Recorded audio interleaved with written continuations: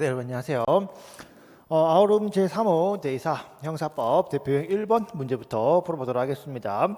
약간 좀 컨셉을 바꿔서 고전까지는 실판으로 하다가 한번 좀 전제 실판으로 한번 바꿔봤어요. 한번 보시면 다음 중 옳지 않은 설명은 모두 몇 개인가 라고 되어 있는데, 자 먼저 가를 보시면 형벌은 공범자 전원에 대하여 각기 별도로 송고하여야 하므로 공범자 중 1인의 소유에 속하는 물건에 대하여 몰수에 관하여도 개별적으로 선고하여야 한다. 사실 국가 입장에서야 범죄에 사용된 물건을 뭐 쟤한테 몰수하나 쟤한테 몰수하나 그냥 몰수해오면 어떤 범죄로 인하여 생성된 이득을 다시 가져온다는 점에서 뭐 큰 차이는 없을 수는 있지만, 어쨌든 공범이 여러 명이라면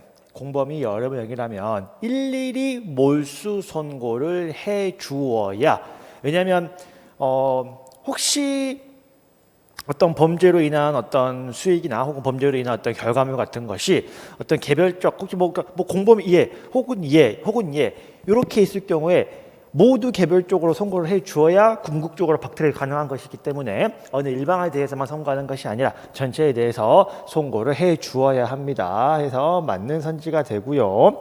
이걸 한번 해볼까요? 자, 나를 보시면, 자, 이거 중요하죠. 형법에서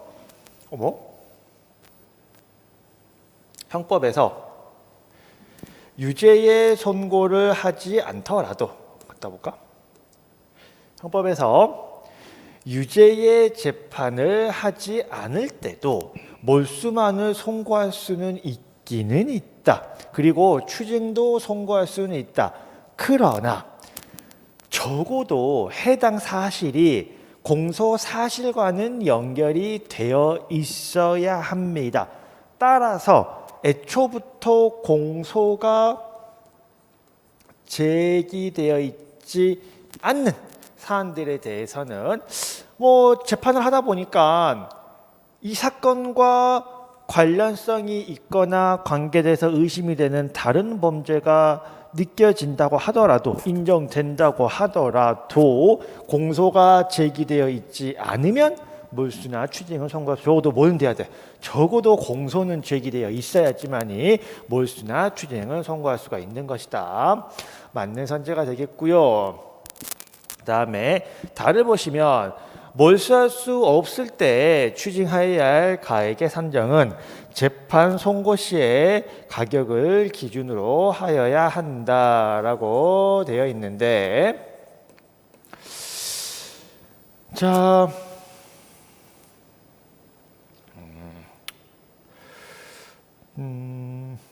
봅시다.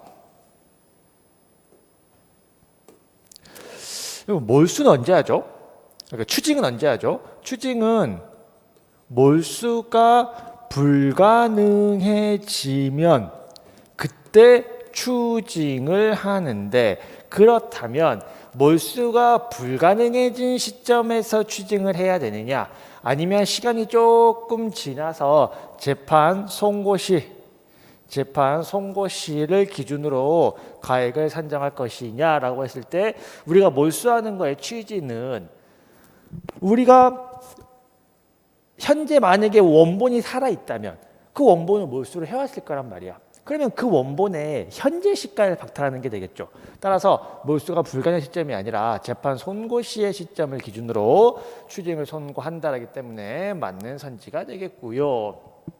다음에 라를 보시면 공범에 대해서도 몰수를 선고를 할 수가 있고요. 해당 공범자는 소추 여부를 불문하고 몰수를 할 수 있고, 그 공범에는 당연히 필요적 공범 관계에 있는 자들도, 그게 우리 형법 공범 임의적 공범 규정일 뿐만 아니라 필요적 공범, 범죄와 관련성 있는 범죄에 가담한 자들의 행위라면 당연히 몰수도 가능하기 때문에 틀린 선지가 되겠고요.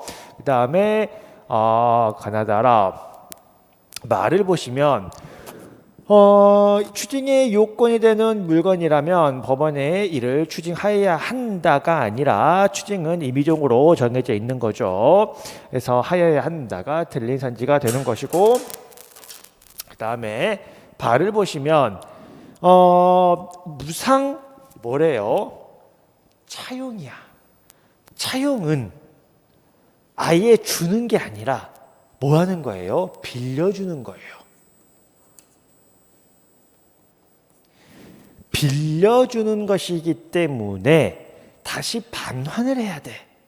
그러면 물건 자체를 뇌물로, 뭐 뇌물인가요? 물건 만약에 뇌물이라면 물건 자체를 뇌물로 받은 게 아니라 물건을 돌려줘야 한다. 그럼 물건 자체를 범죄로 인하여 수익했다고 보는 것이 아니라 물건을 어떻게 공짜로 빌렸기 때문에 원래 돈 빌리면 여러분 우리 뭐 내야 돼요? 이자라고 하는 거를 내야 돼요. 근데 이자를 안 내고 공짜로 빌렸을 때 이자 상당액이 이득액이 되겠죠. 해서 이자 상당액을 추징을 해야 되기 때문에 틀린 선지가 되겠습니다. 그래서 옳지 않은 것은 요 밑에 세 개가 옳지 않기 때문에 정답은 세 개가 되겠습니다.